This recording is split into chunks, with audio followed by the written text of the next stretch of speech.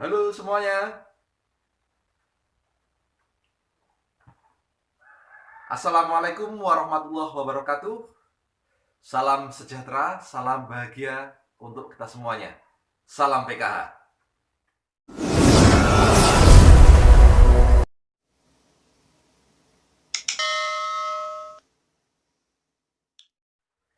Ya, bertemu lagi dengan saya eh, di channel ini. Harapannya semua dalam keadaan sehat walafiat tentunya. Kita akan melanjutkan sesi berikutnya seputar pendidikan dan pengasuhan anak. Nah, pada video kali ini, sesi yang akan kita pelajari yaitu tentang memahami perilaku anak.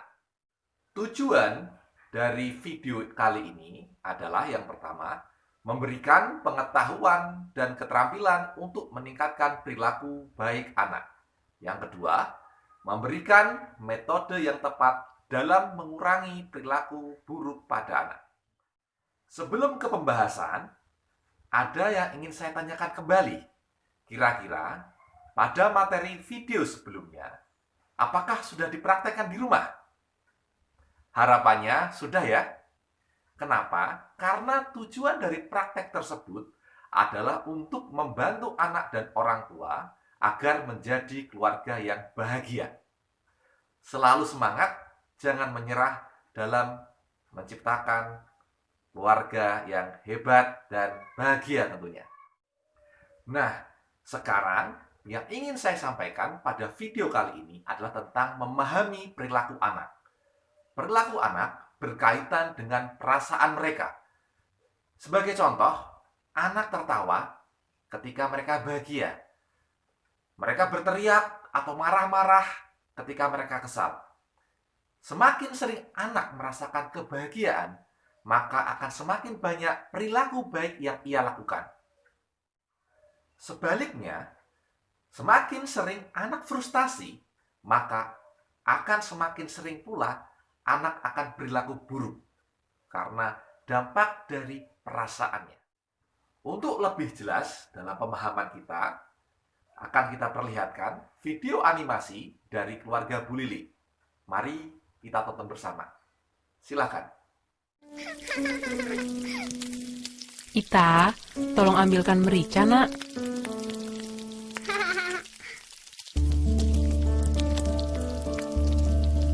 Terima kasih sayang, kamu sudah sangat membantu ibu.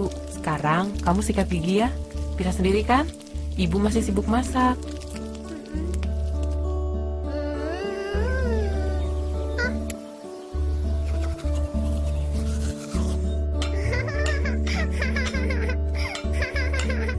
Wow, anak pintar. Gigimu bersih sekali.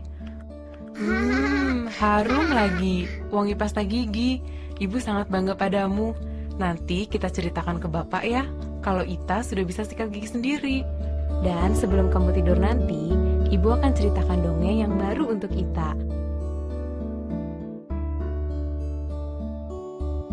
Wah, Ita sudah bisa sikat gigi sendiri tanpa perlu disuruh. Ita memang anak pintar. Ibu bangga pada Ita. Bagaimana? Sudah dilihat videonya? Nah, muncul pertanyaan sekarang.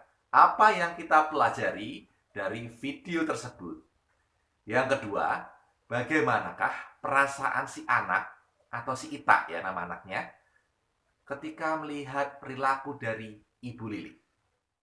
Ya, benar sekali. Di situ Ibu Lili mengucapkan terima kasih kepada Ita karena telah membantunya di dapur.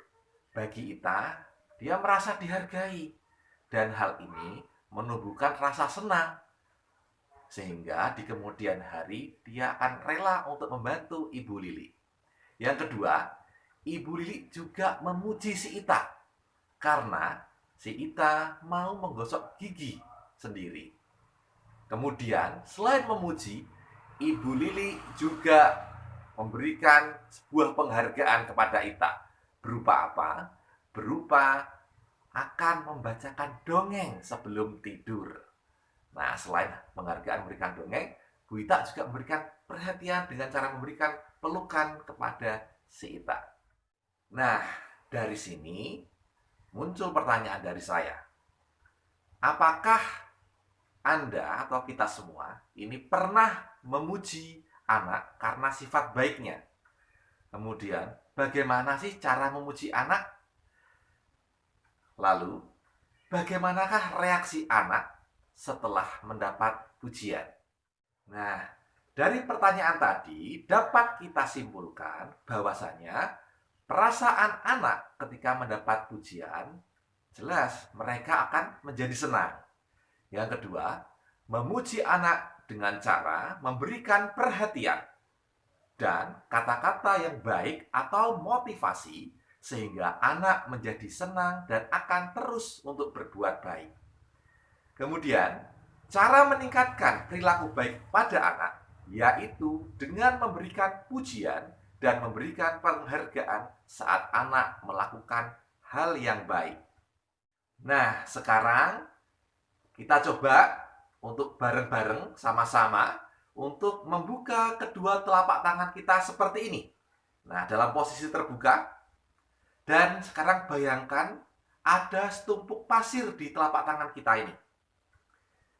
Kemudian, secara perlahan kita mulai menggenggamnya. Menggenggam tangan kita secara pelan-pelan, yang ada pasirnya tadi. Lalu sekarang, apa yang terjadi kira-kira pada pasir yang kita genggam secara erat-erat tadi? Ya, betul. Ketika kita menggenggam pasir, pasir akan berjatuhan keluar dari sela-sela jari kita. Semakin kuat pasir digenggam, maka semakin banyak pasir yang keluar. Oke. Bayangkan, pasir tersebut adalah anak yang dilahirkan ke dunia dengan segala kebaikan. Sementara tangan kita adalah orang tua. Itu adalah gambaran sikap dan perilaku orang tua terhadap anak. Jika anak diperlakukan dengan kasar oleh orang tuanya, maka lambat laun hal baik yang ada pada anak akan hilang. Banyak orang tua yang merasa bingung menghadapi perilaku buruk anak dan pada akhirnya mengambil cara mudah dengan menggunakan kekerasan fisik pada anak. Misalnya saja dengan memukul, mencubit, menjewer, atau kekerasan non-fisik atau verbal, misalnya dengan membentak, memaki anak, mengancam, dan memelototi anak. Kekerasan pada anak tidak akan menyelesaikan masalah. Kekerasan pada anak bisa membuat anak semakin tertantang untuk melakukan hal yang salah, atau bisa juga dijadikan alat sebagai upaya untuk mendapatkan perhatian dari orang tuanya. Nah, untuk lebih memperjelas dari apa yang saya sampaikan, akan kita lihat video animasi lagi dari keluarga Ibu Lili. Silakan.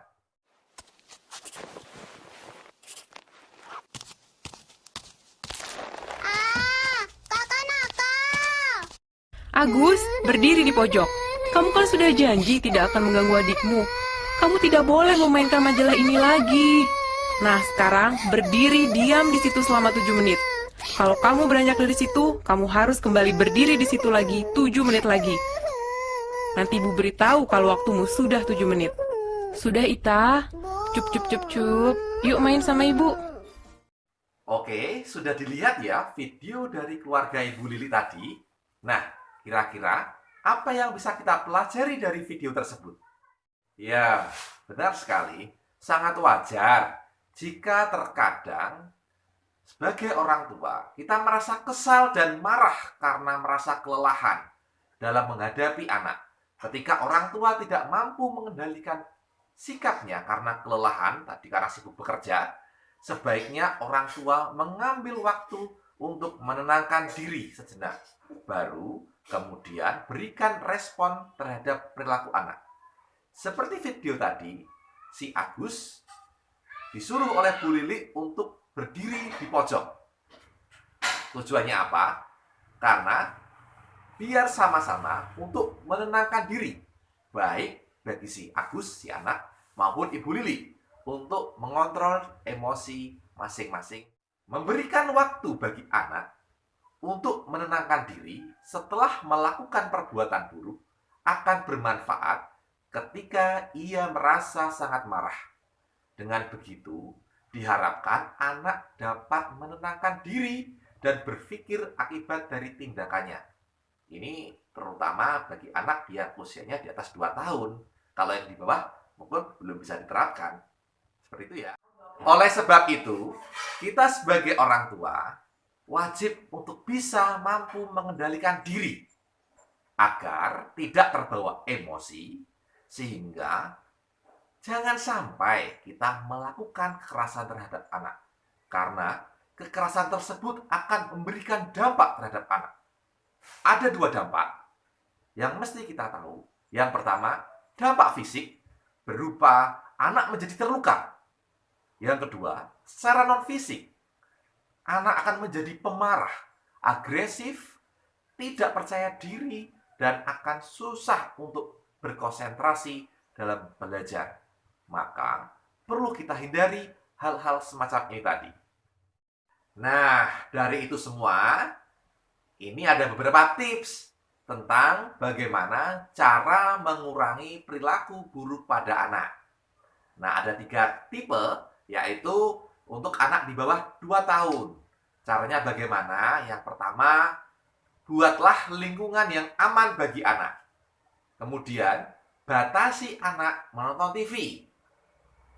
Yang ketiga, alihkan perhatian anak ketika mereka melakukan hal-hal yang buruk.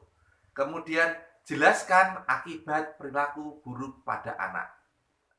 Kemudian, cara mengurangi perilaku buruk anak bagi anak yang berusia 2 tahun ke atas sampai usia mungkin kurang lebih 8 tahun, biasanya dengan cara penjelasan tentang akibat buruk perilaku anak.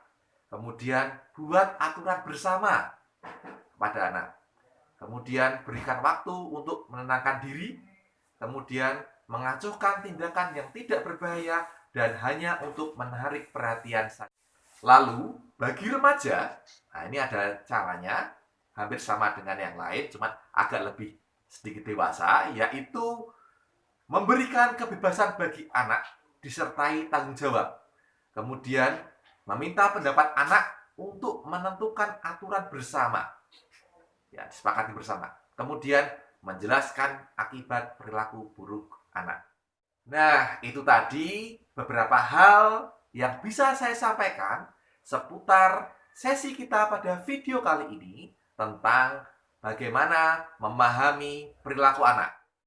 Setelah ini, silahkan untuk bisa dipraktekkan di rumah ya. Ya, kita sama-sama belajar. Dan harapannya tidak menyerah untuk 1 hari, 2 hari ini. Terus secara kontinuitas, secara berkesinambungan, selalu kita coba untuk kita praktekkan. Harapannya kita bisa menciptakan, meningkatkan perilaku baik pada anak. Amin ya. Oke, mungkin itu saja yang bisa saya sampaikan pada sesi video pada hari ini. Kita akan bertemu lagi pada sesi ataupun video berikutnya. Ditunggu ya. Dan mungkin cukup sekian dari saya. Terima kasih sebelumnya. Mohon maaf kalau ada salah kata. Sekali lagi, tetap semangat. Salam bahagia untuk kita semuanya. Salam sejahtera. Salam PKH. Wassalamualaikum warahmatullahi wabarakatuh.